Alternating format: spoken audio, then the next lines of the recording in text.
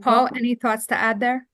Yeah, so I think we were, here a year ago, and the consensus was that there would be, teeth gnashing and people running around with their hands in the air.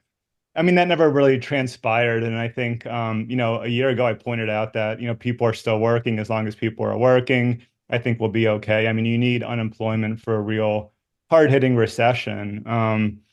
And so much of our industry is tied to the macro economy, and the Federal Reserve might just be threading the needle this time, which is ironic because there was so much vitriol towards the Fed. It reached epic levels over the last year, over the last 18 months. But they squeezed the economy, but they got what they wanted, which was a slowdown in Silicon Valley, the tech industry, and real estate. And those were the two industries that were really overheated, and that's where we have seen the layoffs in those two industries. But elsewhere, real wage growth, net of inflation, has been positive.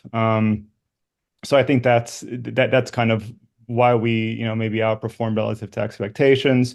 I would also note that when you look at inflation, and everybody was concerned that inflation would really impact the consumer, I think most people that buy fine jewelry own their homes, and they really haven't been exposed to, say, rent inflation. And rent was one of the greatest drivers of inflation over the last 2 years. So that's, I think, something else that maybe people don't really acknowledge.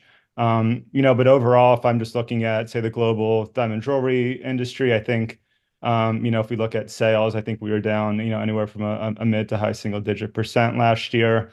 I think the US outperformed, especially compared to Asia.